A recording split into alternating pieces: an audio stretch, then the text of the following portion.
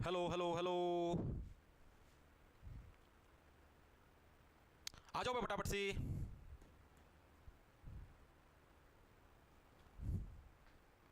आ जाइए आ जाइए। हाँ आईफोन के लिए अलग से लिंक है भाई बैच का। राम राम जी सारे ने मैं तेरा साथी मोहित पुनिया बताऊं सारे का जॉब स्टार के यूट्यूब चैनल पर भरी दोपहरी में 3:15 बजे के शुभ समय के ऊपर आप सभी का फिर से स्वागत करूं दोस्तों के अंदर आ जाओ फटाफट से। तो भाई जैसा कि आप लोगों को पता है आपने जीके की सीरीज स्टार्ट करके और जीके की सीरीज के अंदर आज हमारी मॉडर्न हिस्ट्री की क्लास नंबर चलने लग रही है थर्ड। ठीक है तीसरी हमारी क्लास है जिसके अंदर हम लोग मॉडर्न हिस्ट्री पढ़ने जा रहे हैं भाई। ठीक है और इस तीसरी क्लास के अंदर अभी तक हमारी 2 क्लासेज हुई हैं। कल वाली क्लास के अंदर हमने बहुत सारे आंगल यानी अंग्रेजों आंगल मैसूर युद्ध के बारे में कल पढ़ा, प्लासी के युद्ध के बारे में पढ़ा। ये सारी चीजें हम लोग कल की क्लास के अंदर पढ़ चुके हैं। आज हम लोग आगे चलेंगे। बहुत सारी सहायक संधि हुई थी, उन सहायक संधियों के बारे में पढ़ेंगे। ठीक है पंजाब के अंदर कैसे कैसे अंग्रेजों ने युद्ध लड़े के मामले ना बिठाए उसके बारे में पढ़ेंगे। अफगान के अंदर कैसे मामले सेट करे इन्होंने, सिंध के अंदर इन्होंने कैसे मामले सेट करे। साथ में कुछ एमसीक्यू भी लेके आए जो कि प्रीवियस ईयर के अंदर आए हुए हैं। ठीक है जो अभी तक आपने टॉपिक पढ़े उसके भी पर ये सारी की सारी चीजें आप आज की वीडियो के अंदर निपटाने का काम करेंगे। आ जाओ फटाफट से। आओ आओ आओ सर आपने साइंस में कल वाली क्लास से हम डाल दी बैच में। कोई ये बार चेक कर लूँ मैं, एक सेकंड रुक जाओ। फिजिक्स में ना हाँ भाई मिस्टेक हो रही है। मोशन पार्ट 2 कल भी हुई थी, आज फिर होगी। कोई ना भाई इसको ठीक कर दूँ मैं, ना टेंशन लो। ठीक क्लास खत्म होने बाद इसको अपडेट कर दूँगा, कोई बात नहीं।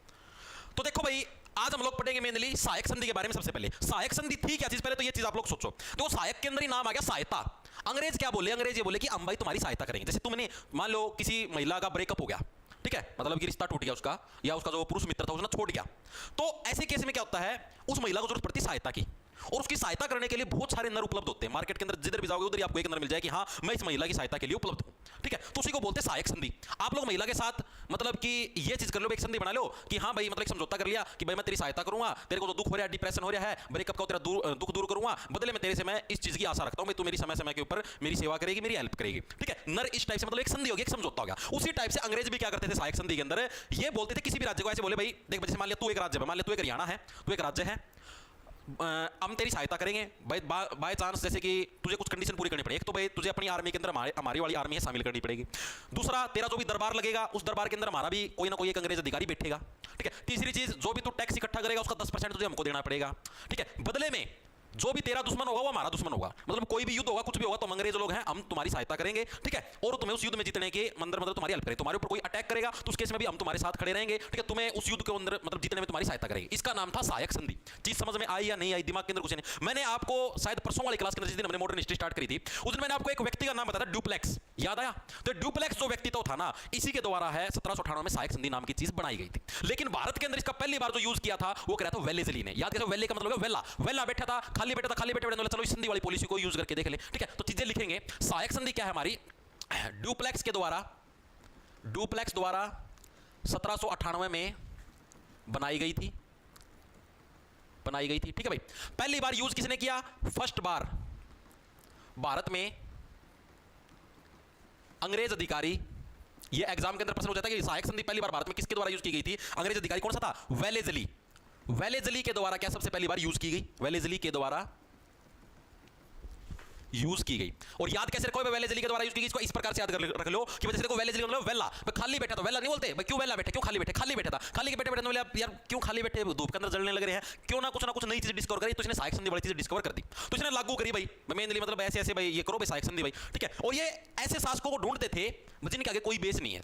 जैसे मान लिया कोई एक पंजाब का राजा है और उस राजा के मान लिया कोई जैसे जो भी आगे आने वाली जो जनरेशन है उसका जो आगे लड़का जो राजा बनेगा वो भी छोटी उम्र का मान लिया 12-13 साल का है। अब बाय चांस कल को उस राजा की मृत्यु हो जाए तो 12-13 साल का लड़का तो पूरे साम्राज्य को नहीं संभाल सकता।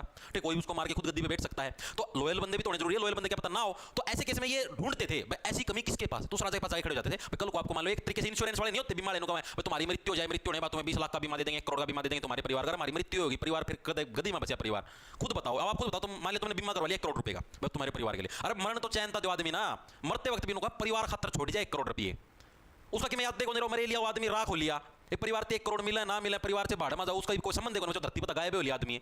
मानो यह बात है मरणोपरांत इंश्योरेंस, आदमी इतना सोचे जाएगा ओ यो इतनी जमीन खरीद ली मेरे बाल का खतर नो, मेरे पत्थर नो, जो इतना पैसा इकट्ठा कर लेने कर लिया, अरे मेरे पत्थर कोई संबंध देखो धरती का, यो बीमा करवा लिया फलाना बीमा, ये सारी लुटेरी कंपनी है, ये सारी A to Z। ठीक है तो अब क्या होया मतलब कि एक तरीके से ये भी नहीं होगा बीमा करना खाता है। बोले जी राजा जी आपका बच्चा छोटा है, कल को क्या पता आपके कुछ हो जाए तो विदेशी लोग मतलब दूसरे जो राज्य के लोग आपके प्रोटेक्ट कर दें आपके इसको कब्जा करने के लिए, तो उस केस में आप हमारे साथ सहायक संधि कर लो, हम आपका जो छोटा बच्चा हो तो उसकी भी हेल्प करेंगे, मतलब आपके राज्य के ऊपर कब्जा नहीं होने देंगे। राजा कर लिया सहायक संधि खतरा पर लिया करता। ठीक है तो मैंने क्या था तो इसके अंदर आपको याद रखना है एग्जाम के अंदर जो चीज पूछी जाती है वो ये पूछी जाती है कि सबसे पहले सहायक संधि किसने अपनाई थी। सबसे पहले किसने सहायक संधि वाली जो पॉलिसी है वो अपनाई थी एग्जाम के अंदर आता है बहुत बार। तो सबसे पहले अपनाई थी निजाम ने। निजाम, ऐसे चलो निजाम क्या है, कोई भी बच्चा निजाम पाया था, इस वजह से क्या ये केवल सबसे पहले मैं पढ़ा लेता हूं, मेरे पास तो बच्चा ही नहीं समझ रहा। ठीक है, निजाम किसका नाम था? हैदराबाद का जो नाम था वो क्या था? निजाम था पुराने समय के अंदर, वर्तमान में इसको हैदराबाद बोलते हैं। इसका बकायदा आपको साल भी याद रखना पड़ेगा। साल कौन सा? साल 1798 के अंदर। ठीक है, 1798 के अंदर ये बनाई थी और इसी साल जो सबसे पहले जिसने सहायक संधि अपनाई थी एग्जाम के अंदर पक्का पूछा था, 100% 2 से 3 बार आया। अभी आपको एमसीक्यू के अंदर भी दिखा, जो प्रीवियस ईयर के अंदर आया, तो निजाम था। ऐसे चलो निजाम क्या है, कुछ जाम नहीं पाया, इसीलिए क्या है इसने सबसे पहले सहायक संधि अपनाने का काम किया था। चीजें समझ में? सेकंड नंबर पे आता हमारे पास, कल हमने पढ़ा था, कौन सा पढ़ा था? आंग्ल मैसूर युद्ध। तो मैसूर युद्ध के अंदर जब टिप्पू सुल्तान की मृत्यु हो चुकी थी, तो टिप्पू सुल्तान की मृत्यु के बाद यानी इसी से अगले साल 1799 में चौथा आंग्ल मैसूर युद्ध है। तो 1799 के अंदर क्या है, मैसूर ने भी क्या सहायक संधि है इसको अपनाने का काम किया था भाई। ठीक है जी, इसी साल जो ये वाला साल है, मतलब कि 1799 वाला, इसी साल जो तंजौर नाम की जो जगह है, तंजौर भाई तुम कितना जोर लगा लो, ठीक है, अब अंग्रेज हमारे साथ हैं, तो इसी साल क्या है तंजौर ने भी क्या सहायक संधि को अपनाने का काम किया था। इसके बाद आता तुम्हारा अवध। अवध ओझा ने कब इसको अपनाने का काम किया था? 1801 के अंदर है। नोबेल राजा बनने की क्वालिटी यही है। ठीक है, तो इस क्वालिटी के माध्यम से राजा तभी बना जाएगा जब आपको अंग्रेज है सहायक संधि का ऑफर देने लग रहे हो और आप एक बार भी नीचे गर्दन ना झुकाते हुए, एक बार भी थोड़ी सी भी शर्म ना दिखाते हुए उसको एक्सेप्ट कर लो, यही तो राजा बनने की क्वालिटी है। ठीक है, तो 1801 के अंदर क्या है, अवध ओझा ने एक ही बारी के अंदर क्या है, एक ही झटके में सहायक संधि अपना ली। दोबारा तो ऑप्शन भी नहीं दिया, एक ही झटके के अंदर अपना ली। फिर आता पेशवा। पेशवा ने कब अपनाई? पेशवा ने साल 1802 के अंदर क्या है, पेशवा ने आपकी सहायक संधि अपना ली। तो टोटल 5 थे जिन्होंने सहायक संधि को अपनाने का काम किया। तो इन 5 के नाम एग्जामिनर पूछता है बकायदा साल के साथ। ठीक है,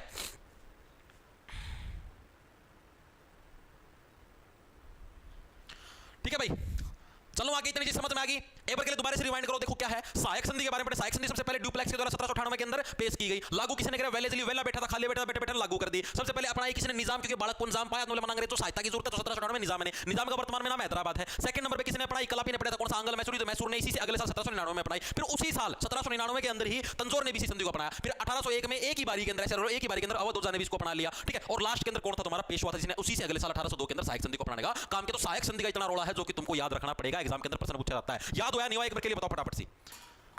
पहली बार समझ आई है हिस्ट्री, अरे आवेगी समझ में, बस तुम पढ़ते जाओ। हरियाणा पुलिस का पेपर कब होगा? काफी ट्रीटमेंट मतलब क्या लिख रखा है? आई का लेजर ट्रीटमेंट अभी करवा ले मेरे भाई,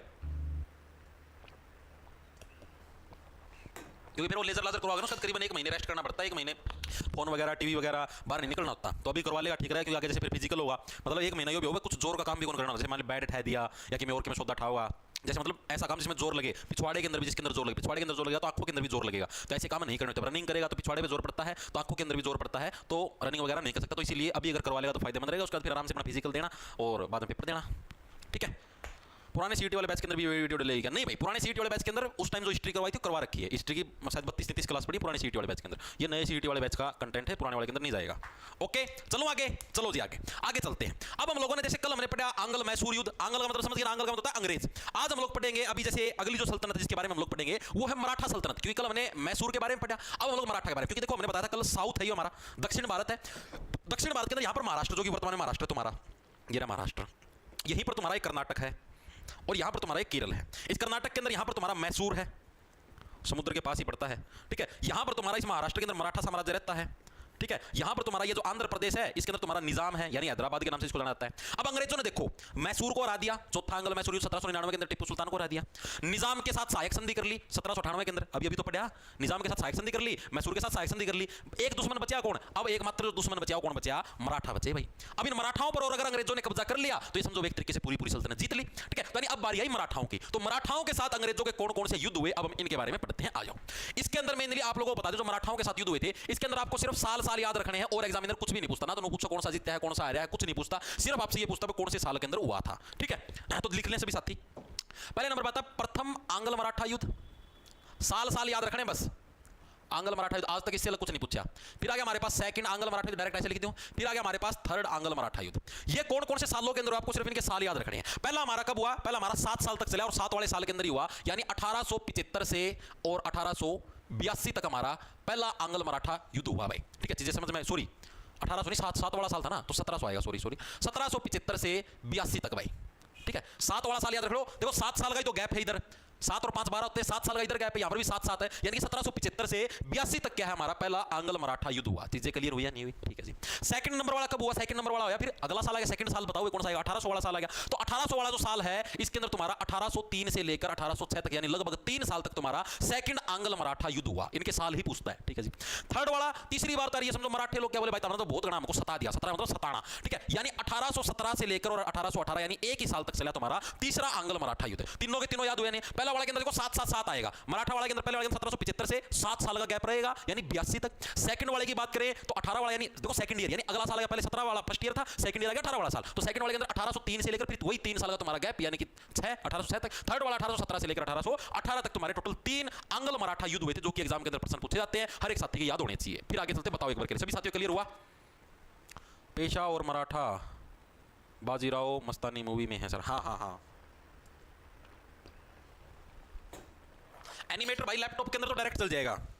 लैपटॉप के अंदर आप ब्राउजर के ऊपर जाओगे ना तो उधर जॉब्स टारगेट के नाम से सर्च कर लेना मेरे भाई, वेबसाइट मिलेगी, उसको जाके लॉगिन कर लेना, अपनी फोन नंबर और ओटीपी आ जाएगी उससे, ठीक है, वहां पर चल जाएगा डायरेक्ट कोर्स। अरे जो आपका एप्पल का लिंक मांगने लगे वो डिस्क्रिप्शन में मैं डाल दूंगा क्लास खत्म होने के बाद, नहीं फिर टेलीग्राम के अंदर आपको पढ़ा हुआ मिल जाएगा, ठीक है जी। क्लियर है जी? क्या हुआ? एडीए हरियाणा का भी बैच लगा दो सर। पूजा यादव भैया अभी एक समस्या आ रही है, आपको बताता हूं मैं क्या है समस्या, एक सेकंड रुको।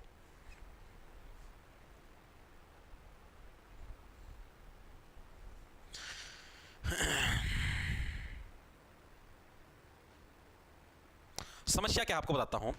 जो एचपीएससी है ना, हरियाणा पब्लिक सर्विस कमीशन, जिसके अंदर आप एचसीएस लगते हो, डीएसपी वगैरह लगते हो, ये जो है अब इसके अंदर है, इसके अंदर एक वैकेंसी आती है एडीओ की, एग्रीकल्चर डिस्ट्रिक्ट ऑफिसर कुछ ऐसा होता है, मेरे को पूरी फुल फॉर्म नहीं पता। एक एडीए की होती है, मतलब एक तरीके से सरकारी कृषि विभाग का कोई कर्मचारी होता है, ये सरकारी वकील वगैरह उस टाइप का कोई कर्मचारी होता है। अब ये जितनी भी टाइप की वैकेंसी है ना, एचपीएससी ने थोड़ा सिलेबस चेंज कर दिया है। सिलेबस क्या चेंज कर दिया? पहले जो इनका एग्जाम होता था उसके अंदर सिर्फ इनके सब्जेक्ट से रिलेटेड प्रश्न आते हैं, जैसे जो बीएससी एग्रीकल्चर करे ना वो साथी इसके लिए फॉर्म भर सकता है, इसके लिए जो वकालत वगैरह करे वो साथी फॉर्म भर सकता है। तो अब इसके अंदर पहले जो इनका सब्जेक्ट रिलेटेड मटेरियल था वही आता था, बीएससी एग्रीकल्चर के अंदर जो तुमने पढ़ा है वगैरह वही आया। अब एचपीएससी ने रूल चेंज कर दिया और बोल दिया कि इसके अंदर 2 स्टेज होंगी, एक प्री होगा एक मेंस होगा। और प्री के अंदर है ना जो अपने एचएसएससी में जो चीजें आती है ना, नॉर्मल मैथ रीजनिंग तो है नहीं शायद, पता नहीं मेरे को एग्जैक्टली। एक तो जीके आएगी नॉर्मल, जो भी तुम्हारी इंडिया जीके है, ठीक है, जिसके अंदर हिस्ट्री पॉलिटी ज्योग्राफी साइंस वगैरह सब शुमार होगी। एक तुम्हारी हरियाणा जीके आएगी, ठीक है, एक तुम्हारी हिंदी आएगी, एक तुम्हारी इंग्लिश आएगी, और मैथ रीजनिंग मेरे को ध्यान नहीं आएगी या नहीं, मतलब ये 4 और 5 सब्जेक्ट ऐड कर दिए प्री के अंदर ये आएंगे। और इनके अंदर भी ये रूल लागू कर दिया 30% तो कम से कम नंबर लेने जरूरी, जैसे सीईटी के अंदर नहीं, हरियाणा के अंदर 50% पे क्वालीफाई हो, सीईटी में 30% कर दिया। और इसके अंदर भी फिर टॉप के बच्चे साटे में, टॉप के मान लिया 10 गुना बच्चे साट लिए, फिर उनको मेंस के अंदर बिठाएंगे। तो अब इन बच्चों की फटी पड़ी है। मेरे से जैसे बहुत सारे बच्चे मतलब कि कॉन्टैक्ट में आ चुके हैं इस चीज को लेकर, अपना आस पड़ोस में बहुत सारे बच्चे हैं जो तैयारी कर रहे हैं, या और भी कितने रिश्तेदारी में भी बहुत जगह है, ठीक है, वो भी कितने मतलब भूतता फोन में जाऊँ नुको जी हम या हरियाणा जीत के इंडिया जीत के या कड़ता करा, मतलब मारती नहीं कुकर, क्योंकि ना ये चीजें कभी पढ़ी नहीं, क्योंकि इनका मेन फोकस था इनका जो सब्जेक्ट जो है वो। तो अभी जैसे आपके पास आया था ना कमेंट किया, अभी आपने देखा था कि जी एडीए का वो काट दो, बैच काट दो, मतलब जबरदस्त भाव बढ़ रहे हैं अपने, ठीक है ये सिलेबस लागू है बच्चा भाई। देखो आपको बता देता हूं, जो भी साथी इन चीजों की तैयारी करने लग रहा है, नॉर्मल अपना जो भी हरियाणा जीके इंडिया जीके जो भी अपना बैच के अंदर है, ठीक है, ग्रुप डी का है, सीईटी मेंस का कोई सा बैच ले लो, उसके अंदर से चीजें हो जाएंगी कवर, ठीक है, तो टेंशन ना लो तुम, इंग्लिश हिंदी भी हो जाएगी वहां पर, ठीक है भाई, ये चीजें क्लियर होगी। अब हम लोग आते हैं पंजाब के ऊपर। अब अंग्रेज क्या बोले, बस साउथ के ऊपर तो पूरे के ऊपर कब्जा कर लिया लगभग, ठीक है, तुम्हारा ये मराठे भी जीत लिए, मैसूर भी जीत लिया, निजाम भी जीत लिया। अब नॉर्थ के अंदर एक बचेगा था पंजाब, पंजाब को और जीतना पड़ेगा भाई। अंग्रेज ऐसे बोले, इस पंजाब को कैसे जीते? तो अंग्रेज थोड़े चंट होया करते, बहुत चंट प्रवृत्ति के इंसान होया करते। तो ये ऐसे बोले, मतलब कि जो सिख समुदाय के जो लोग थे उधर पंजाब के अंदर, उनको ऐसे बोले, वहां पर एक सतलुज नदी थी, नो बोले कि ये सतलुज नदी है ना, इसकी एक बाउंड्री बना लो, ठीक है जी। इसके एक तरफ तो रहेंगे सारे के सारे भाई पंजाब के लोग, सिख समुदाय के लोग, और दूसरी तरफ रहेंगे अंग्रेज। इन्होंने ऐसे बोला, सिख समुदाय के जो लोग थे सरदार जी तो सारे मान के चलो भाई ठीक है कोई दिक्कत नहीं, बना ली। इधर एक मतलब एक नदी की एक बाउंड्री से बनी सतलुज नदी की, ठीक है। अरिया जो करमोती है थोड़ी पहाड़ी सा एरिया में थी बाउंड्री, तो यानी एक ऊंचाई की तरफ रहा करते पंजाब वाले, नीचाई की तरफ रह करते थोड़े अंग्रेज वाले, ठीक है। तो इस हिसाब से सारा का सारा होता था। अब ये जो पंजाब था ना, पंजाब का उस टाइम जो राज्य मतलब पंजाब के अंदर जैसे मिसल होया करते, जैसे अपने नहीं है भाई, जैसे आप लोग ये देखो, कैसे बताऊं मैं आप लोगों को भाई, तो मुगलों के अंदर देखो, मुगलों के अंदर ये नहीं है भाई कि पहले बाबर आया, अकबर आया, हुमायूं आया, इस टाइप से पूरी सीरीज है, तो उसी टाइप से यहाँ पर मिसल होया करते अलग अलग। जैसे तुमने जैन धर्म देखा, जैन धर्म का 24वां तीर्थंकर, 23वां तीर्थंकर, उसी टाइप से इसके अंदर क्या थे, पंजाब के अंदर आपके 12 मिसल होते थे। 12 मिसल एक तरीके तुम समझ लो 12 अलग अलग समुदाय थे, ठीक है, 12 मिसल थे भाई पंजाब के अंदर। उनके अंदर से एक जो मिसल था उसका नाम था शुक्रचरिया मिसल। 12 मिसल थे, इनमें से एक शुक्रचरिया मिसल था भाई। और ये जो शुक्रचर्या मिसल था ना, इस शुक्रचर्या मिसल से जो बिलोंग करते थे उन राजा का नाम था महाराजा रणजीत सिंह। बहुत इंपॉर्टेंट नाम है महाराजा रणजीत सिंह, ठीक है। रणजीत सिंह तो डायरेक्ट याद रह जाए, रणजीत इस टाइप के नाम कहां पर होते? पंजाब के अंदर होते। महाराजा रणजीत सिंह थे शुक्रचर्या मिसल से भाई, ठीक है। अब इनके टाइम पर ये आपकी जो ये नदी वाली जो संधि हुई थी हमारी, ठीक है, ये हुई थी सतलुज नदी वाली जो बाउंड्री बनाई थी, ये इन्हीं के टाइम पर हुई थी, महाराजा रणजीत सिंह के टाइम पर, ठीक है जी। और फिर इन्होंने क्या थे, मतलब ये जो बाउंड्री बनी थी ये किसके तहत बनी थी? अमृतसर की संधि के तहत बनी थी। यहां पर मैं लिख देता हूं, महाराजा रणजीत सिंह ने क्या है, अमृतसर की संधि करी थी।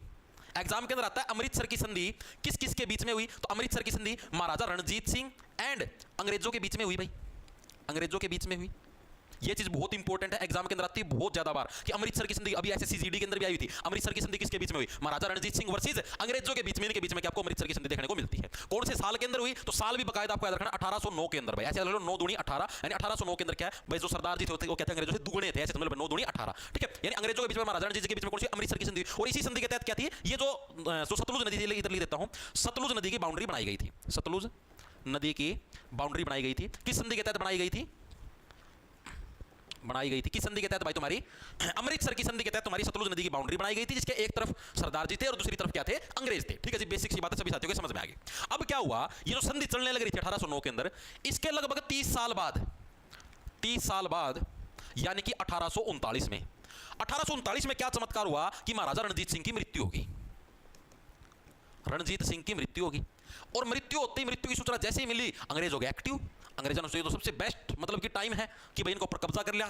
ठीक है भाई, जो भी ये मतलब पंजाब के जो लोग हैं इनके ऊपर कब्जा कर लिया। भाई इनका जो मेन राजा था वो तो मर लिया। ठीक है, अब तो इससे तो बढ़िया कोई मौका ही नहीं है भाई। और ये जो रणजीत सिंह जी थे ना, उस टाइम इनका जो बेटा होया करता, उसका नाम था दिलीप सिंह।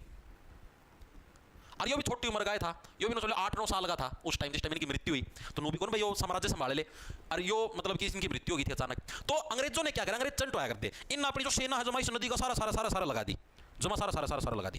ठीक है, और ये रूल था जो भी संधि तोड़ेगा ना वो अपराधी होगा। मतलब एक तरीके से भाई सारे जो अलग अलग राज्य है वो मिलकर फिर उससे मतलब क्या हराने का प्रयास करें, उससे का साथ देंगे। मतलब एक तरीके से जो इंटरनेशनल कोर्ट सी है उसका मैं मतलब कि भाई वो दोषी साबित होगा। ठीक है जी, तो इन सारी सेना लगा दी अंग्रेजा ना इस बाउंड्री के ऊपर, सतलुज नदी की बाउंड्री के ऊपर।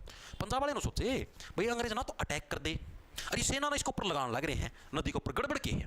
तो पंजाब में तो है 2-3 सरदार जी इधर आ गए, नदी पार करके आगे देखने खातर भाई सौदा चल क्या रहा है, भाई इतनी सेना क्यों लगाने लग रहे? इन्हें लगाई थी जान करके ताकि मतलब कोई सा देखना और हमको कहते संधि तोड़ दिया, हम अटैक कर दिया।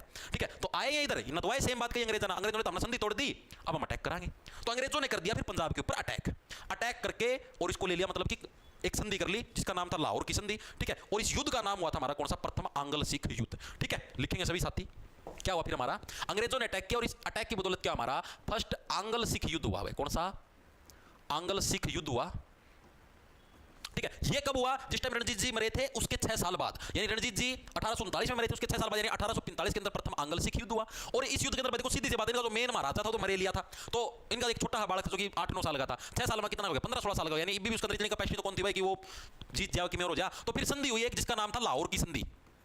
लाहौर की संधि, ठीक है, जो कि किसके बीच में हुई भाई? इनका जो बेटा था रणजीत सिंह का बेटा कौन सा था? महाराजा दिलीप सिंह। अभी हमने पढ़ा था, ये रहा दिलीप सिंह। ठीक है, तो कौन सा था? महाराजा दिलीप सिंह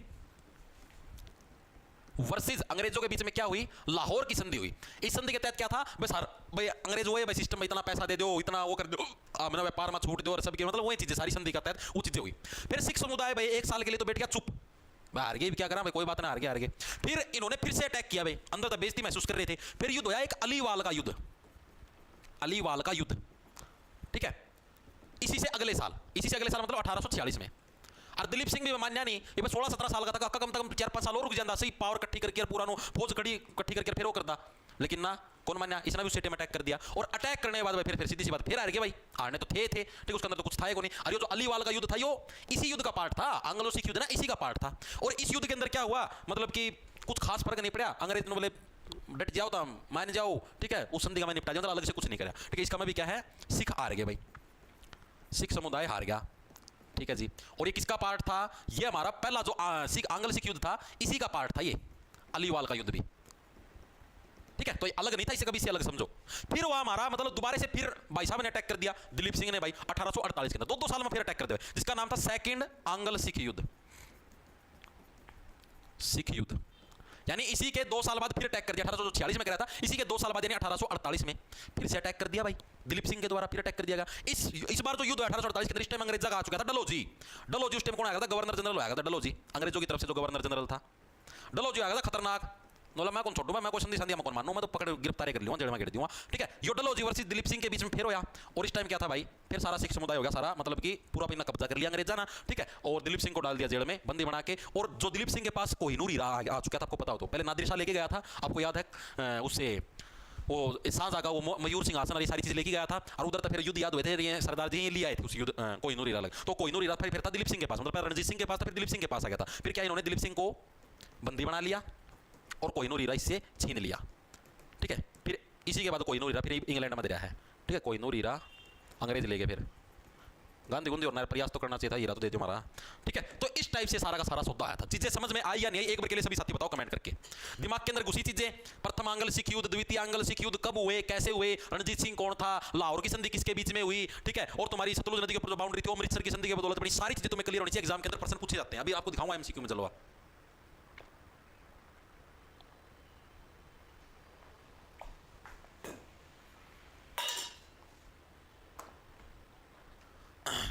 बताओ भाई, चीजें समझ में आई हो तो मैं आगे चलूं? चलूं भाई आगे?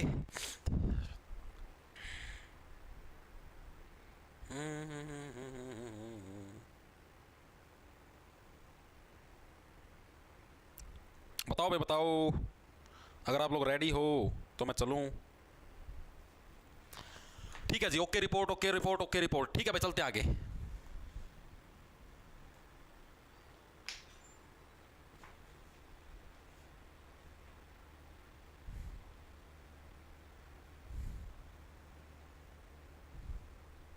एक मिनट रुक जाओ, कुछ खबर आई हुआ देखो। कुछ का नहीं तो मॉक टेस्ट आया। देखो भाई स्टार्ट, हाँ आगे देखते हैं। हरियाणा पुलिस कांस्टेबल बैच लेना है, कोई कूपन नहीं, कोई कूपन नहीं है भाई फिलहाल। हाँ यहाँ से कर लो पूजा, या तो कोई दिक्कत नहीं है। मैं आपको कहने लग रहा हूँ इस बात की, मैं गारंटी देने लग रहा हूँ। और बोलो, जो ये मैं जो हिस्ट्री पॉलिटी ज्योग्राफी अभी जो करवाने लग रहा हूँ ना, ये एसएससी लेवल की है, बहुत डीप लेवल से करवाने लग रहा हूँ आपको। मतलब आप ये मत समझो मैं ऊपर तो मोटी मोटी करवाने लग रहा है, बहुत डीप लेवल चलने लग रहा है ये। मोटी मोटी करवाने में आंगल सीखी युद्ध नहीं करवाना है कौन भाई, सीधे धरती प्लास्टिक के युद्ध बताया आगे चलता बनता। ठीक है, यहाँ पर बहुत डीप चलने लग रहा है सौदा, तो तुम टेंशन ना लो, हर एक चीज काफी डीप है। और यहाँ पर मैं जो भी थ्योरी करवाने लग रहा हूँ आपको बकायदा हैंडरेड नोट्स मिलने लग रहे हैं बैच के अंदर। इन चीजों को आप अड़के मत लेना, फिर बताने लग रहा हूँ। हर एक पॉइंट को ध्यान से पढ़ना, जोड़ से जो फालतू की चीज है ना, जो स्किप करनी, जो छोड़ रहे हो, मैं तो ऑलरेडी छोड़ चुका। यहाँ पर लिखी हर एक लाइन अगर नहीं लिखी थी ना दिलीप सिंह को बंदी बना, तो ये भी इंपॉर्टेंट है एग्जाम की दृष्टि से। अलके मत लो हर एक चीज को, जो चीजें छोड़ने की मैं ऑटोमेटिक छोड़ देता हूं, तुम टेंशन ना लेकर हाँ भैया छोड़नी कौन छोड़नी। आगे चलें, आगे देखो भाई, अब मैंने आपको देखो क्या चीज समझाई थी, मैप पे आ जाओ दोबारा से। अंग्रेजों ने देखो साउथ पे कब्जा कर लिया, पंजाब पे कब्जा कर लिया। पहले क्या था, अब अफगानिस्तान था, अफगानिस्तान हो गया, पाकिस्तान तो चलो भारत के अंदर ही था उस टाइम, तो सारा अपना मैं था। अब अफगानिस्तान था, अंग्रेजों ने अफगानिस्तान के ऊपर भी कब्जा कर लिया था, इसको भी भारत के अंदर मिला लो। अंग्रेजों ने फिर यह चीज अपनाने की सोची, तो इन्होंने फिर किया अफगानिस्तान वालों के साथ युद्ध। वैसे देखो एक चीज देखो, आप खुद दिमाग के अंदर सोच के देखो यार, कैसे बाहर के लोग आए अपना देश के अंदर, कुछ चंद मुट्ठी भर, अपना प्रशासन भी कर गए, अपना शोषण भी कर गए, ठीक है, अपना सारा माल भी लूट ले गए, और अपनी इतनी करोड़ों की जनता मोबाइल देखती रही। चमत्कार को नहीं है ना, चमत्कार देख लो भाई, मतलब कुकर पागल बनाए। हाँ सोच के होता मैं कई बार चीज़ सोचूं ना, कोई खाली बैठे और मैंने चीज़ सोचूं, मैं कुकर पागल बना गया अपने देश वाले अलग। चंद मुट्ठी भर थे वो, बांगे बांगे मोड़े चौंच से, बढ़ने नहीं देने चाहिए थे, और बड़े तो इनका सोचना चाहिए। इतनी जनता थी यार, वो भी गोली मार दे, वो भी सारी जनता टूट के पड़ती, लट मार मार तो भी इनकी सिर फोड़ के खत्म कर देंगे ना। मेरा नहीं भाई कुकर, मतलब इसका रीजन मेरा क्या, इसका रीजन ये अपने लिए गद्दार थे कि मैं जो कर जिंदगी रियासत थी हरियाणा का, मैं गद्दार अंग्रेजा गेल मिल गए सारे एक के एक का कर लेंगे ना कि हाँ भाई सारे जने एक, हाँ पहला दिन की गोभी खुद ना बाहर करना है, विदेशी हमारा देश के ऊपर कब्जा करने की सोचा है, पहले तो एक का करना चाहिए, लेकिन अपने उनका गेल मिल जाए तो वह गद्दारी हो जाए, वो चीज़ तो उसका कब्जा ना अपना आड़ती पटावा है। ठीक है, ये आप लोग देख दोगे, अब अमेरिका गेल अपनी तनात नहीं हो रही है, वो अपना ऊपर टैरिफ लगाने लग रहा है यार, मतलब ये चीज़ हो रही थोड़ी बहुत, मतलब नोक चलने लग रही है ये। मतलब अरे अपना जो देश है जैसे भारत है, ये भी चीन और रूस के साथ भी अच्छे संबंध दिखाने लगे। अपनी चीन के लिए थोड़ी मोटी लड़ाई हो रही थी, लड़ाई लड़ाई भूल के इकट्ठे हो गए, आपस में तीनों देश मिल गए। तो जितने भी यूरोपियन कंट्रीज है ना, यूरोपियन कंट्री इंग्लैंड, ये सारे जो अमेरिका का जो देश है, पश्चिमी देश है, इन सारे में खौफ का माहौल है। रूस चीन भारत तीनों मिल गए, और जो किम जोंग उन है उत्तर कोरिया दक्षिण कोरिया वाला कौन सा है, वो पुतिन का दोस्त है, यानी कि चारों इसमें चारों इकट्ठे हो गए। ये जो चारों तीनों इकट्ठे है ना, ये तीनों मिला कि पूरे अमेरिका सारा सौदा खत्म कर सका है। मतलब इतना गोला बारूद, इतना मतलब मैन पावर है इनके पास, इतनी टेक्नोलॉजी, तीनों अगर मिल जाओ तो एकला पास कोई ना, तो एकला रूस अमेरिका को हरा सकता, ना एकला चीन अमेरिका को हरा सकता, और ना ही अकेला भारत अमेरिका को हरा सकता। लेकिन अगर तीनों एक हो जाए ना, तो अमेरिका हो चाहे इंग्लैंड हो, कुछ भी सबकी गोभी खोज सका है। तो तुम सारे देश में पैटरी है, एक तो हम देख भी लो, यह बात मेरे आज कहूँ मैं, अरे यह बात याद रखो तुम, अभी वो बहुत ज्यादा साजिश रचेंगे, तुम देखना, तुम पश्चिमी देश साजिश रचेंगे, क्योंकि देखो चीन और रूस तो थे पहला के एक, अपना भारत ई मिला है। अरे ना या उम्मीद कौन थी कुकर भी कि भारत उनका गेल मिल जाएगा, या अपना भी वो नो समझ भाई तो वो फद्दू से हैं। ठीक है, अरे अपने थोड़े एक नो स्ट्रॉन्ग बनते जाओ है भाई, हाँ रूस चीन का गेल मिल गए, ये भी पूरी नो झोंक देंगे सारा सौदा अपना देश का। मैं फूट भी डाल सकता मैं बेरा, तो इतनी नीचता भी उतर सिखाई है, मतलब अपना आड़े लोगों इतना मनी सप्लाई कर देंगे, मतलब अपने जो लोग हैं वो उनका गेल मिल के और अपना देश के टुकड़े भी करवा सकें, और ऐसी सिचुएशन भी पैदा कर सकते हैं इन फ्यूचर। मेरे को अंदर से लगने लग रहा है वैसे कुछ करेंगे, पक्का करेंगे, देख लियो सीधा। ठीक है, मतलब अपने तो लोग बेरा था ना, अरे तो इतनी गरीबी है, 500 का नोट दे दो, आदमी की मैं करवा लो, खून भी कर दे आदमी किसी का चंद रुपया खातर, ठीक है, तो वो कुछ भी करवा सके हैं इन फ्यूचर, मतलब वो कोशिश करेंगे कि भारत इतना मजबूत बनता को तोड़ने का पूरा प्रयास करेंगे। और अगर अपनी जनता अगर एक साथ रही तो अपना बाल भी नहीं पड़ सकते। और जब पढ़ ले जो उनका मिल गए जो अंग्रेजों ने अपना पर कब्जा करा था, फिर वो सौदा हो जाएगा आगा फ्यूचर का में, ठीक है। तो कोशिश करियो कि किसी भी बहकावे के अंदर जो अपने देश के विरोध में जाने लग रहा है वो फैसला, तो ऐसा कोई भी फैसला फ्यूचर में ना लियो, कोई भी सोच के देखिए, लॉन्ग टर्म सोच के देखिए कि हाँ मैं ये डिसीजन लूंगा अपना देश का विरोध, मैं किसी भी उसका विरोध, तो इसके कितने नुकसान होंगे, मतलब वो ऐसी सिचुएशन भी पैदा कर सकें, मैं आप ही अपने प्रधानमंत्री हो गए राष्ट्रपति इनका विरोध में हो जावा, ऐसी सिचुएशन भी पैदा कर सका हूँ। जैसे अभी बांग्लादेश के अंदर नहीं करी, जो शेख हसीना थी बांग्लादेश की जो प्रधानमंत्री थी, उसका विरोध में ऐसी सिचुएशन पैदा कर दी, वो सारा पाकिस्तान का रोल था, सारा ऐसी सिचुएशन पैदा कर दी, सारी जनता ने विरोध मांगे, वो देश छोड़ गई, ठीक है। उस देश की अखबार में पढ़ दो हालात कैसी हो रही हैं, खाने के लाले पड़ रहे हैं, जमा ऐसी बूढ़ी गरीबी फैल गई, ना कोई स्वास्थ्य सुविधा है ना कुछ और, ठीक है। मतलब वहां से फंडिंग करी, लोगों ने भड़काया दिया, पैसा वो करे, मतलब कि बहुत गंदे काम कर सके, बहुत नीचता पे उतर सके हैं। तो थोड़ी सी अपने अंदर सावधानी रखना, ठीक है, इन फ्यूचर कि अपने साथ कुछ ऐसा ना हो। आगे देखो भाई, आगे अब हम लोग आते हैं, अंग्रेज गए कहां पर, अफगानिस्तान के ऊपर, अफगान के ऊपर गए भाई। तो अफगान के अंदर इन्होंने फिर वही आंग्ल का मतलब अंग्रेज, तो इन्होंने वहां पर भी युद्ध लड़ने स्टार्ट कर दिए। तो जो पहला युद्ध हुआ वो हमारा कब हुआ, 1839 से 42 के बीच में, फर्स्ट आंग्ल अफगान युद्ध, अफगान युद्ध। तो पहला जो आंग्ल अफगान युद्ध है वो हमारा कब हुआ था, 1839 से 42 तक, यानी कि लगभग 3 साल तक क्या हमारा आंग्ल अफगान युद्ध चला था भाई, ठीक है जी। अंग्रेजों की तरफ से लीडर कौन है, प्रीवियस ईयर के अंदर आया हुआ है, तो अंग्रेजों की तरफ से था ओकलैंड वर्सेस, बोलेंगे इसको अफगान, अफगान, ठीक है। ओकलैंड कौन था, अंग्रेज था, अंग्रेजों का जो लीडर था, अंग्रेजों का लीडर। तो एग्जाम के अंदर आता है, ये प्रीवियस ईयर के अंदर भी आया हुआ है कि पहले आंग्ल अफगान, देखो आंग्ल अफगान ऐसे ओकलैंड, ठीक है। तो अफगानियों के विरुद्ध कौन था, ओकलैंड था भाई, चीजें क्लियर हुई या नहीं हुई। फिर आया हमारे पास सेकंड आंग्ल अफगान युद्ध, आ जाओ, सेकंड आंग्ल अफगान युद्ध। इस युद्ध के अंदर क्या हुआ भाई, सेकंड आंग्ल अफगान युद्ध के अंदर, ये कब से कब तक, पहले उसका साल याद रखना, साल हर एक युद्ध के याद रखने बहुत इंपॉर्टेंट है, 2 से 3 बार पढ़ोगे ऑटोमेटिक याद हो जाए, थोड़ी ट्रिक बना के याद रख लेना। 1879 से 80 के बीच में, ऐसे देखो ये 39, ये 79, वही 79, वही 39, 40 साल का गैप है बीच के अंदर, ठीक है, इस तरीके याद कर लो। तो 1839 से 42 से 79 से 80, इसके बीच में क्या हमारा सेकंड हमारा आंग्ल अफगान युद्ध हुआ। ये एक संधि के साथ समाप्त हुआ, संधि का नाम याद रखना, गंडमक की संधि, कौन सा मक, गंडमक की संधि के साथ ये युद्ध हमारा समाप्त हुआ भाई, संधि के साथ समाप्त। गंडमक की संधि के साथ क्या चीज समाप्त हुई हमारी, हमारा जो सेकंड आंग्ल अफगान युद्ध था, किसके साथ, एग्जाम के अंदर आया हुआ है कि गंडमक की संधि के साथ कौन सा युद्ध समाप्त हुआ था, तो आपको ऑप्शन आएंगे भाई आंग्ल पंजाब युद्ध, आंग्ल अफगान युद्ध, आंग्ल बर्मा युद्ध, इस टाइप से बहुत सारे। तो आंग्ल अफगान युद्ध है वो क्या था तुम्हारा, गंडमक की संधि के साथ समाप्त हुआ था, याद रह जाएगा भाई, ठीक है। अब मैं इसकी कुछ ट्रिक बताऊंगा तो बहुत ज्यादा खतरनाक हो जाएगी, फिर वो मतलब शोभा नहीं देगी मेरे को ऐसा बोलना, ठीक है, बाकी तो मैंने सारी चीजें शोभा देते हैं। और इस टाइम गवर्नर कौन था भारत का, तो उस टाइम लिटन था भाई, यानी एक तरीके से लिटन वर्सेस अफगानिस्तान, इसके बीच में है युद्ध हुआ था, ठीक है। पहले वाला ओकलैंड, दूसरे वाले के अंदर लिटन, ठीक है। लिटन ने इतना लिटा हुआ काम करा, मतलब गंडमक जैसे शब्दों का प्रयोग किया, लिटन ने इतना लिटा हुआ काम किया, इस तरीके से याद रख लेना, ठीक है। गंडमक की संधि क्या होता है, गंडमक मतलब ऐसी शब्दावली का प्रयोग करते तुम, इतनी लिटी हुई हरकत करी तुमने, यानी लिटन ने क्या है, गंडमक जैसे शब्दों का प्रयोग करके गंडमक की संधि करने का काम किया, सेकंड आंग्ल अफगान युद्ध। चीजें क्लियर हुई या नहीं, आगे चलूं भाई।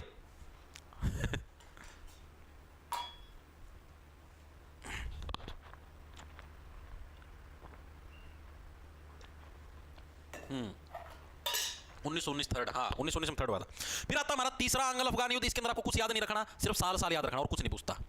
तीसरा आंग्ल अफगान युद्ध ये कब हुआ, ये बहुत ही खूनी था भाई, बहुत खून की धारियां उठी, साल 1919 तीसरा आंग्ल अफगान युद्ध था, खूनी। इतनी चीजें आपके याद हुई या नहीं हुई, एक बार के लिए सभी साथी क्लियर करें। अफगान युद्ध क्लियर, अफगान क्लियर हो गया, पंजाब क्लियर हो गया, ठीक है, आंग्ल जो सिख युद्ध था, ठीक है, और आंग्ल मराठा युद्ध, तीनों के तीनों मेरे हिसाब से हर एक साथी के क्लियर हो गए होंगे। अब आगे चलते हैं हम लोग सिंध के ऊपर भाई। सिंध क्या था, पंजाब के पास ही सिंध था, पंजाब सिंध गुजरात मराठा, नाम सुना आपने। तो जो सिंध था, सिंध के ऊपर है, 1843 में अंग्रेजों ने सिंध को अपने कब्जे में ले लिया था। इसके बारे में सिर्फ इतना ही याद रखना है। क्या चीज याद रखोगे, 1843 में अंग्रेजों ने सिंध को अपने कब्जे में ले लिया था भाई।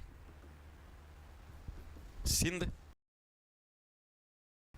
अरे क्या कह रहा है, को अपने कब्जे में ले लिया था,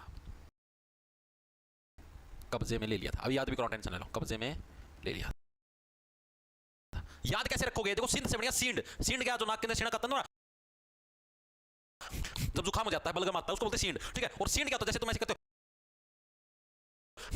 वो क्या तितली की तरह से उड़ जाता है, ठीक है, तिताली तिताली तितली तितली की तरह से नहीं उड़ता, पांख से लग के उड़ जाए, ठीक है, सीणक हो गया जो। 1843 के अंदर क्या है, सिंध को अपने कब्जे में किसने लिया था, अंग्रेजों ने लिया था। अब अंग्रेज वही भाई, इन्होंने तो निरंतर कब्जा करना ही करना, साउथ के अंदर पूरे ऊपर कब्जा कर लिया, नॉर्थ में इधर कब्जा कर लिया, पंजाब पे, अफगानिस्तान तक कब्जा कर लिया। अब बच गया हमारा पूर्वी भारत, यहाँ पर था बर्मा नाम की जगह, बर्मा, बांग्लादेश के पास बर्मा नाम की जगह थी। अब ऐसे बोले अब करेंगे इसके ऊपर, बंगाल के ऊपर तो कब्जा कर लिया था, अब करें बर्मा के ऊपर युद्ध। अब हुआ हमारा आंग्ल बर्मा युद्ध। पहला आंग्ल बर्मा युद्ध, दूसरा आंग्ल बर्मा युद्ध। क्या तुक्का है? कौन सा तुक्का है वो? वर्षु रहने दे, जुकाम हो जितू के बलगम कौन तुक्का है? छोरी इतने छेछर करेंगी बस पूछो ना। नु करो नु जोनो की बता नु बता दो मेरी छोरी हो जी तारा जुकाम तारा बलगम को नहीं आंदा, वो सबका सेम आओ है रह पदार्थ है। चिपचा जो तो आवे है, तारा भी आवे है, छोरे उनका भी आवे है, तो नु करने की बात है। तू तो इसी बात कर जो किसी ने काट के तेरा हाथ पर दिया हो, बलगम तो तेरा ही है। इसी सी बात करेंगे। बेबी गैस क्यों छोड़ दी? और क्या करा बेबी? पेट में गैस बढ़ी तो गैस छोड़ने का पद तो गाय ताम के पद दी को नहीं। वह बात फिर उल्टी बात करेंगे। आगे चलो आगे। अब आगे हमारे पास बर्मा। बर्मा के अंदर क्या मामला आया ना था मेरे थे। अब बात करते हुए बर्मा, बर्मा की बात करते बर्मा। बर्मा के साथ भी हमारे 3 युद्ध हुए भाई। आ जाओ कौन कौन से हुए? एक तो हमारा फर्स्ट आंग्ल बर्मा युद्ध, प्रथम आंग्ल बर्मा युद्ध, फिर हुआ हमारे पास सेकंड आंग्ल बर्मा युद्ध, फिर हुआ हमारे पास थर्ड आंग्ल बर्मा युद्ध। भाई 3 टाइप के हमारे पास युद्ध हुए, ठीक है। आंग्ल बर्मा युद्ध हमारे पास कितने? 3 टाइप से हुए भाई। पहला कब हुआ हमारा? 1824 से 1826 के। याद आंग्ल से बढ़ गया आंगली। आंगली क्या है? सबके चुभती है भाई। 1824 से 26 के बीच में हमारा पहला आंग्ल बर्मा युद्ध है। याद कैसे रखो? आंग्ल का मतलब हो गया उंगलियां, आंग्ल से क्या बनेगी? उंगली, और उंगली क्या है? चौबी का तरह चुभना, सबके चुभती हैं, ठीक है। इस तरीके से याद रह जाएगा? नहीं रह जाएगा। और ये किस संधि के साथ समाप्त हुआ? हमारा यंदाबू की संधि के साथ। प्रीवियस ईयर के अंदर प्रश्न आया हुआ है कि यंदाबू की संधि के साथ कौन सा युद्ध समाप्त हुआ था? तो आंग्ल बर्मा बहुत इंपॉर्टेंट, याद रखना, यंदाबू की संधि के साथ। और जब भी तुम क्या किसी का आंगली चुभोगे तो बदबू तो आएगी ना बाद में, उस उंगली को जब सूंघोगे, ठीक है। तो यंदाबू, बू का मतलब बदबू, तो यंदाबू की संधि के साथ क्या है? तुम्हारा पहला आंग्ल बर्मा युद्ध है समाप्त हुआ, ठीक है जी। नॉर्मल सी बात है, समझ में आ गई। सेकंड नंबर पे जब भी तुम उंगलियों का प्रयोग करते हो तो सीधी बात है वो तुम्हारी चुभती हैं, ठीक है। थोड़े दिन ज्यादा प्रयोग करोगे तो तुम्हें वो भाने लग जाएंगी, तुम्हें पसंद आने लग जाएगी कि वाओ उंगली। 1852 का मतलब भाना। तुमको एक समय के बाद वो उंगलियां क्या है? भाने लग जाएंगी, पसंद आनी स्टार्ट हो जाएगी 1852 के अंदर भाई, ठीक है जी। फिर तीसरी बार फिर तुम उंगलियों का प्रयोग करोगे तो उसके अंदर से क्या है? पिचक पिचक की आवाज भी आई 1885, ठीक है। इस तरीके से तुम लोग याद रख सकते हो तीनों आंग्ल बर्मा युद्ध भाई। याद रह जाएंगे आज जीवन याद रहेंगे, भूलोगे नहीं तुम कभी भी। तुम्हारी मृत्यु हो जाएगी, मृत्यु के बाद भी तुम्हारी जो राख है वो उछल उछल के इसका आंसर बताएगी कि पहला आंग्ल बर्मा युद्ध 1824, दूसरा 1856, तीसरा 1885। याद रह जाएगा भाई। बताओ बताओ हंसाओ ना यार।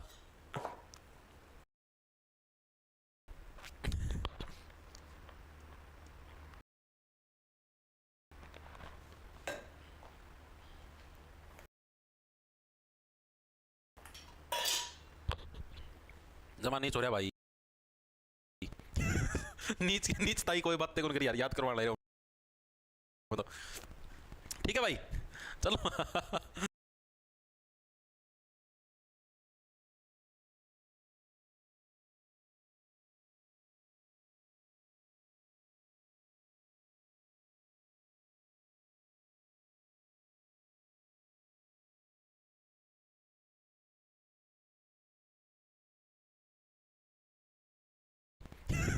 नीच नीच ताई कोई बात नहीं करी यार, याद करवा ले रहे हो तो, ठीक है भाई चलो ना सोदाम डट जाओ जगह यो ना सो रे।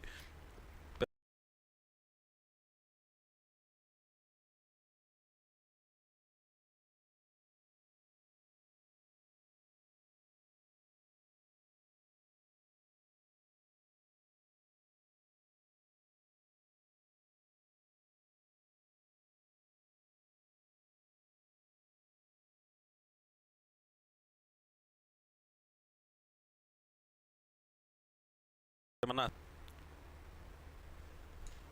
क्या बात ना करो जी, बड़का पर गलत असर पड़ रहा है। कौन सी गंदी बात करती है मेरे को ये तो बताओ, गंदी बात कौन सी भाई इसके अंदर?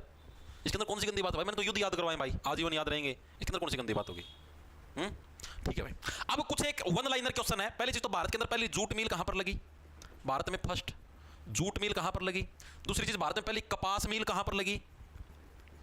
भारत में फर्स्ट कपास मिल कहां पर लगी? ये कुछ इंपॉर्टेंट वन लाइनर क्वेश्चन है भाई, ठीक है, जो कि एग्जाम के अंदर प्रश्न पूछे जाते हैं। तो जो पहली जूट मिल लगी थी रिसरा के अंदर भाई, ठीक है। कौन सी कहां पर लगी थी? रिसरा। रिसरा ऐसे झूठ, यानी जो झूठ बोलता है वो क्या करता है, वो मतलब उसकी कोई भी व्यक्ति रीस नहीं करता। रीस करता उसकी कोई भी व्यक्ति नकल नहीं करता, वो तो बेनरा झूठा है। उसकी के नकल करना, उसकी के रीस भाई, ठीक है, बेनरा झूठा है, ठीक है जी। भारत में पहली कपास मिल लगी थी कलकत्ता के अंदर भाई, जिसका नाम था ओकलैंड मिल। क्या नाम था? ओकलैंड मिल इसका नाम था भाई। और ये लगी कब थी बकायदा, इसका साल भी याद रखना है। कपास वाली मिल लगी कब थी? तो ये लगी थी 1813 के अंदर, ठीक है जी।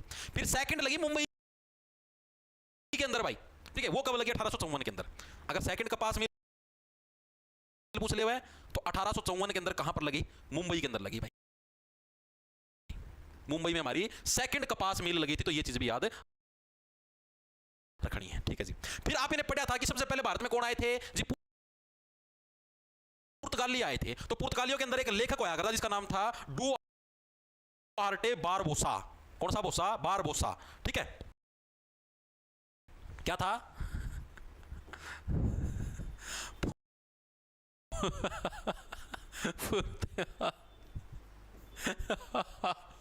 पुर्तगाली भाई लेखक था भाई डुआर्टे बारबोसा।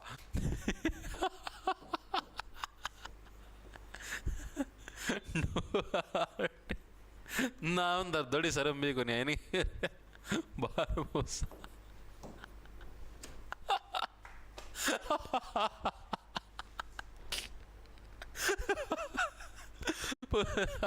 डुआर्टे बारबोसा भाई, तो डुआर्टे बारबोसा था भाई। इसने मेनली अपनी जो भी राइटिंग होया करती, मतलब जो भी वो लेखक था, जो भी की में चीज लिखा करता, उसका में इसने मेनली दक्षिण भारत यानी जो अपना साउथ इंडिया था, साउथ इंडिया के अंदर जो भी बिजनेस होता था, जो भी समाज होता था, उसके बारे में लिखा। ये एग्जाम के अंदर आया हुआ इसीलिए करवा हूं। दक्षिण भारत के समाज के बारे में लिखा। समाज हो गया या फिर व्यापार भी लिख लो, व्यापार के बारे में लिखा, ठीक है भाई। तो भाई मोटी मोटी तुम्हारी जो थ्योरी है वो मैंने करवा दी है कंप्लीट भाई। कोई एक दो टॉपिक हो रहे हैं थ्योरी के, लगभग तुमको करवा दिए पूरे, ठीक है। जो भी तुम्हारे युद्ध थे वगैरह वगैरह सारी चीजें मैंने तुमको करवा दी पूरी। अब इससे रिलेटेड करेंगे आप एमसीक्यू जो कि प्रीवियस ईयर के अंदर आए हुए हैं। आ जाओ, अभी इन एमसीक्यू के अंदर तुमको कुछ नए प्रश्न भी देखने को मिलेंगे। मैं पहला बताऊं, अकेली जो तुमको थ्योरी करी वो नहीं, कुछ नए प्रश्न भी देखने को। देखो पहला प्रश्न देखो क्या, सारे तुम्हारे प्रीवियस ईयर के प्रश्न देखने को मिलेंगे। देखो भाई क्या है, निम्नलिखित में से कौन भारत का पहला पुर्तगाली वॉयसरॉय था? भारत का पहला पुर्तगाली वॉयसरॉय कौन था? याद करो, बताओ। स्पेशल बताया था पहला पुर्तगाली नागरिक कौन था? कौन सा था? 1498 के अंदर वास्को डी गामा आया था पहला पुर्तगाली नागरिक। पहला पुर्तगाली वॉयसरॉय कौन था? बताओ। Alfonso de Albuquerque, Duarte de Menezes, Francisco de Almeida, Lopo Soares de Albergaria. कौन सा था पहला पुर्तगाली गवर्नर? As it is previous year के अंदर आया हुआ है, बताओ। सी शाबाश। Poonam Swami, Ramshekhar, Sonia Mehra, Sumit Goswami, Abhishek Sharma, very good very good, शाबाश शाबाश शाबाश, सबका बिल्कुल सही है। फ्रांसिस्को डी अल्मीडा, पहले डे दिन वाली क्लास के अंदर ही बताया था पहला क्या था? पुर्तगाली वॉयसरॉय था। एज इट इज तुम्हारा प्रीवियस ईयर के अंदर है। सीपीओ 2024 के अंदर ये प्रश्न आया था, डिट्टो सेम। तभी मैं बोलने जो भी चीजें करवाऊंगा सारी बिल्कुल नया ताजा कंटेंट आपको मिलेगा। आगे चले, आगे देखो अगला कौन सा है? Joseph François duplex. जो डुप्लेक्स वो है जो मैंने आपको बताया था। भारत में निम्नलिखित में से किस ईस्ट इंडिया कंपनी के गवर्नर जनरल थे? बताओ भाई। जो डुप्लेक्स था वो कौन सी ईस्ट इंडिया कंपनी का गवर्नर जनरल था? जिसने वो वाली उसके बारे में सहायक संधि के बारे में भी जिसने बताया था, याद करो 1798 के अंदर जिसने सहायक संधि के बारे में बताया, डुप्लेक्स। अभी अभी हमने पढ़ा था और पहली क्लास के अंदर भी पढ़ा था डुप्लेक्स के बारे में। तो कौन सी ईस्ट इंडिया कंपनी का गवर्नर हुआ करता डुप्लेक्स? बताओ फटाफट से। अभी ने पढ़ा था ये पहली क्लास के अंदर के प्रश्न अपने सारे के सारे उसी के अंदर से बनाए हुए हैं।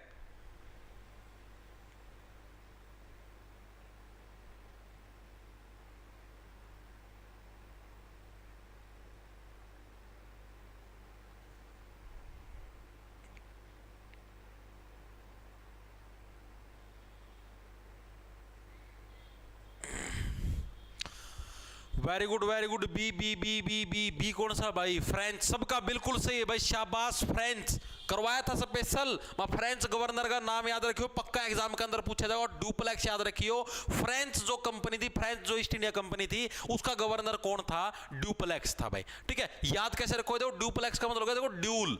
ड्यूल का मतलब जिसको दो भाषाएं आती है, और भारत के अंदर मेनली मैक्सिमम जनता को क्या है कि हिंदी और दूसरी फ्रेंच तो पक्की आंधी पाव है।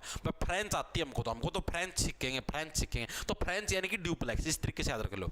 अगले प्रश्न के ऊपर चले। अगला देखो भाई, अगला कौन सा भाई? ये रहा देखो, बेदारा का युद्ध ब्रिटिश सेना और डच सेना के बीच में कब लड़ा गया था? इंपॉर्टेंट है, देखो करवाया भी था। बेदारा का युद्ध किसके बीच में? ब्रिटिश सेना और डचों के बीच में हुआ था, अंग्रेजों के बीच में और डचों में। आपने बेदारा के युद्ध के नाम से पढ़ा था। तो ये कौन से साल के अंदर हुआ था बेदारा का युद्ध? बता दो फटाफट से। कल ही करवाया था, बताओ फटाफट।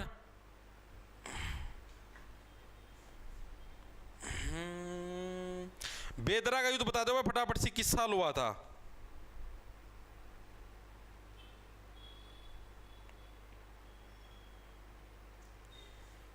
आया आंसर? 1759। शाबाश। देखो भाई, जिन साथियों ने रेगुलर क्लास लगाई है, क्लास के अंदर पढ़ा है, ठीक है, सूत्री डाल रिवाइज कर रखे, वो साथी तो इजीली आंसर दे देंगे। जिन्हें रिवीजन है, सूत्री डाल नहीं मार रखी, नहीं पढ़ रखे, वो बेचारे मोबाइल में देखी जाएंगे भाई। एक सेकंड रुक जाओ।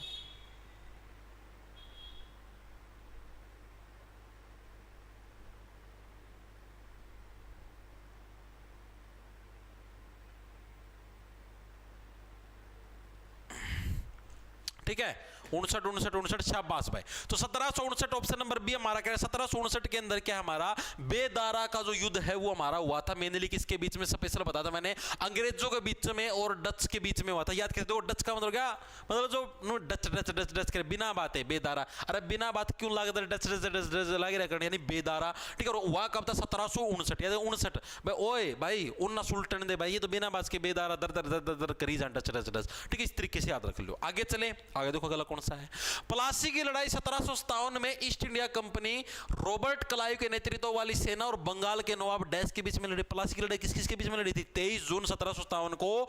आपका जो अंग्रेजों की तरफ से कौन था? अंग्रेजों की तरफ से तुम्हारा रॉबर्ट क्लाइव, और बंगाल का नवाब कौन था? सिराजुद्दौला। इन दोनों के बीच में क्या प्लासी की लड़ाई तुम्हारी लड़ी गई थी। इसके बाद शासक कौन बनाया था? मीर जाफर बनाया था। मीर जाफर के बाद तुम्हारा कौन बनाया था? इसका दामाद मीर कासिम बनाया था। उसका आखिरी में इसको दोबारा से फिर से बना दिया गया था। ये सारी चीज आपको पता है। और शाह आलम कौन था भाई? शाह आलम द्वितीय कौन था? ये उस टाइम मुगल सम्राट होता था। ठीक है, अभी ने किया भी था। आगे चले, अगला देखो कौन सा है?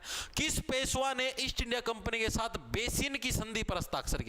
कौन सा पेशवा था जिसने बेसिन की संधि के साथ, बेसिन की संधि के ऊपर क्या है? हस्ताक्षर किए थे अंग्रेजों के साथ। ये मैंने लिए अभी आप ही ने किया नहीं है, तो इसको एक बार के लिए स्किप कर दो, कि अभी आप ही ने अभी ये किए नहीं, बेसिन की संधि रही है, ये आगे पढ़ेंगे तब आएगा। ये भी अभी नहीं किया है।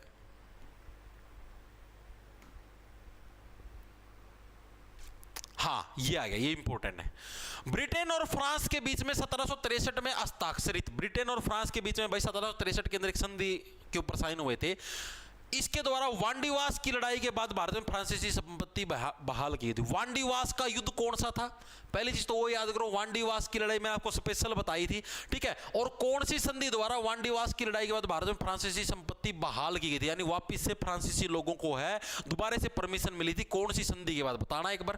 पुरंदर, पेरिस, टोरडेसिलस या सूरत? कौन सी संधि के बाद बताओ फटाफट से। B B B B B B answer है बहुत सारे साथियों का। Very good very good. Paris Paris Paris Paris Paris. शाबाश, गुड बाय गुड।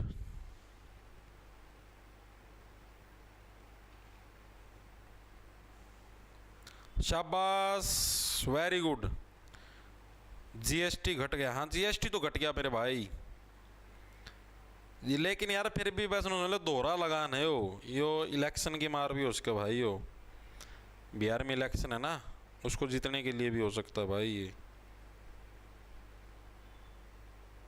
शाबाश भाई शाबाश।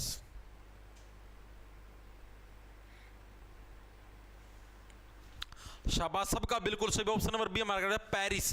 ठीक है, करवाया था स्पेशल पेरिस की संधि के द्वारा। क्या है, वांडीवास की लड़ाई के बाद भारत में फ्रांसीसी संपत्ति बहाल की गई थी, स्पेशल करवाया था। ठीक है, आगे चलो अगला देखो कौन सा हमारे पास। निम्नलिखित में से कौन सी भारत की धरती पर ईस्ट इंडिया कंपनी की पहली बड़ी और निर्णायक जीत थी? कौन सी थी पहली बड़ी और निर्णायक जीत ईस्ट इंडिया कंपनी की? एक ही थी, कौन सी? प्लासी का युद्ध। प्लासी का जो युद्ध हुआ था, इसी के बाद तो मेनली ईस्ट इंडिया कंपनी ने भारत के अंदर अपने पैर पसारने स्टार्ट किए थे। इसी के बाद तो उन्होंने अपना राजपाट करना वगैरह स्टार्ट किया था, प्लासी का युद्ध। ठीक है जी, आगे चलते हैं। 1724 में निजाम उल मुल्क ने किस राज्य की स्थापना? निजाम की बात हो तो निजाम किसका नाम था? हैदराबाद का। तो निजाम उल मुल्क के द्वारा कौन से राज्य की स्थापना होगी? हैदराबाद की। ऑप्शन नंबर बी करेक्ट हो जाएगा। As it is previous year के प्रश्न है ये। आगे चलो अगला कौन सा है। वर्ष 1756 में अली वर्दी खान की मृत्यु के बाद बंगाल का नवाब कौन बना था? स्पेशल नहीं पता तुमको? पहला कौन सा था? मुर्शिद कुलीन खान।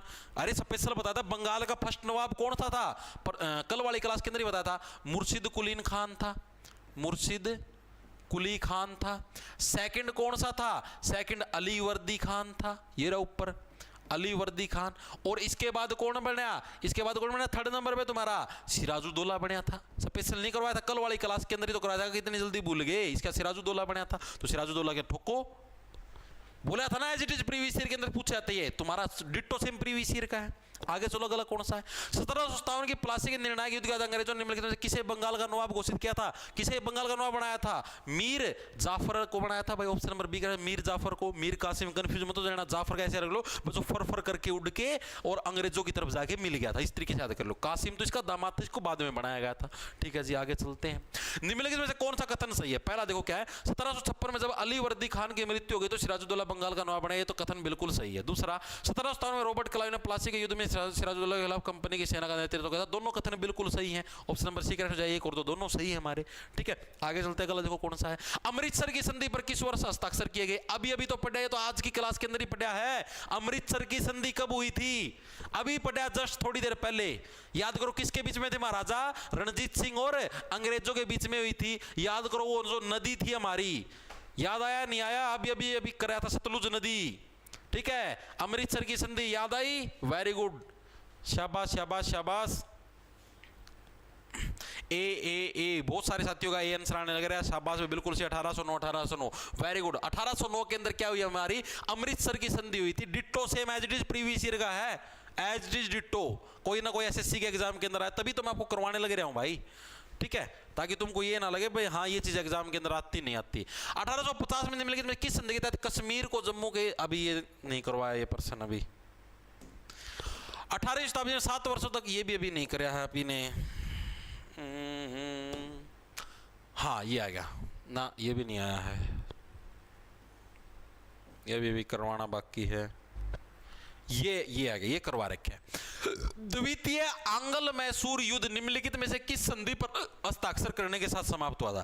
कल करे थे आप ही ने, चारों आंग्ल मैसूर युद्ध किए थे, पहला दूसरा तीसरा चौथा। चारों के अंदर मैंने आपको बताया, चौथे के अंदर तो कोई संधि नहीं थी। बाकी इन तीनों के अंदर क्या हमारी संधि हुई थी? पहले आंग्ल मराठा युद्ध के अंदर, आंग्ल मैसूर युद्ध के अंदर कौन सी संधि के साथ समाप्त हुआ? दूसरा किसके साथ समाप्त हुआ? तीसरा किसके साथ समाप्त हुआ? आपको बकायदा याद होना चाहिए। बताओ बताओ।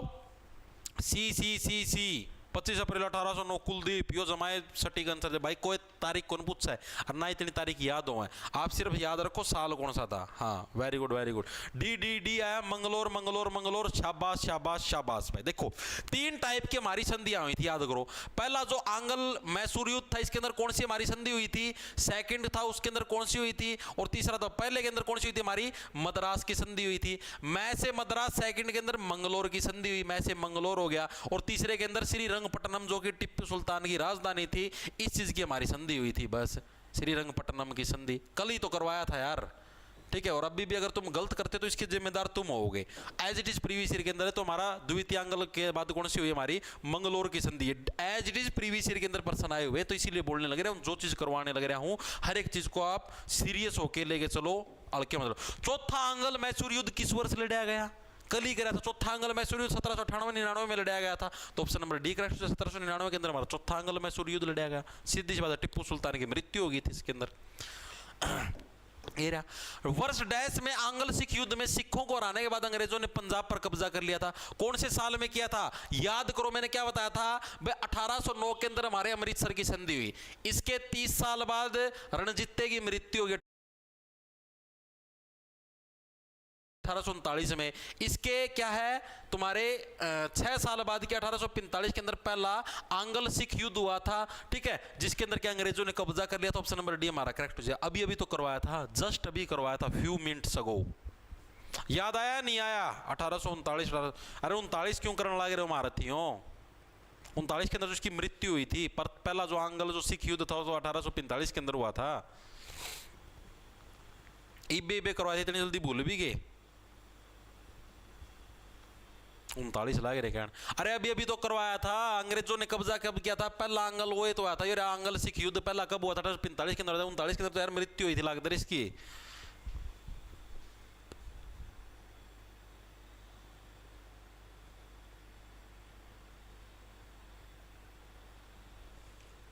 ठीक है, हाँ 45। ठीक है भाई, तो और आगे देख लेते चलो एक और।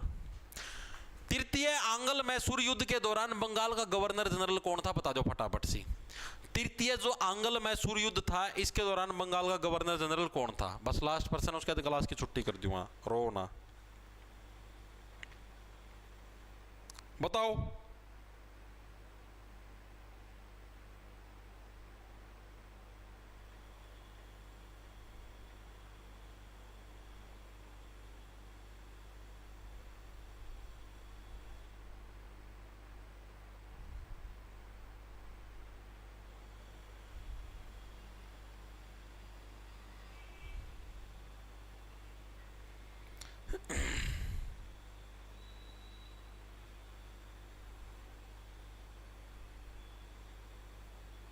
सर आपने पिछला क्वेश्चन गलत करवा दिया, पिछला क्वेश्चन गलत करवा दिया। वर्ष डैश में आंग्ल सिख युद्ध में सिखों के रहने वाले अंग्रेजों ने पंजाब, तो इसमें गलत क्या है भाई?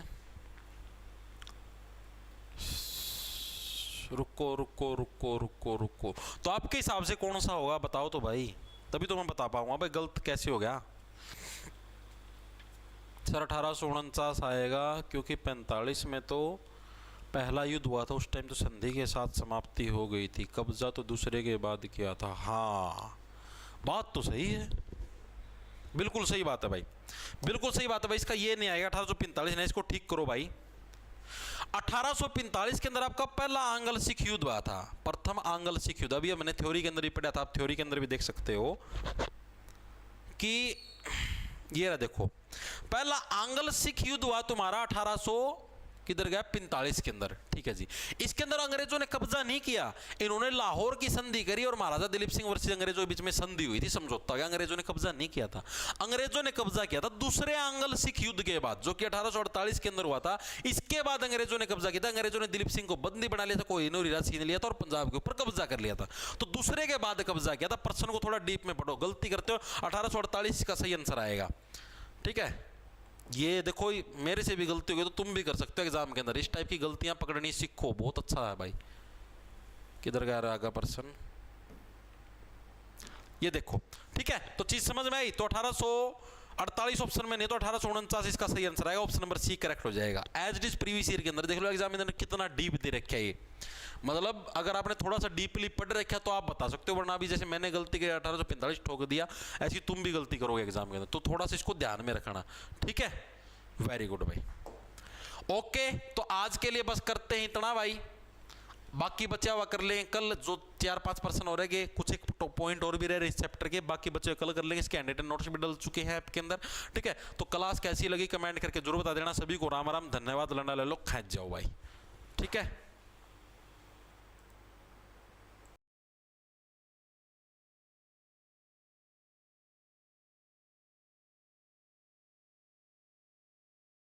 सुनिए, आपने दवाई ट्रू मेड से मंगवाई है क्या? लेकिन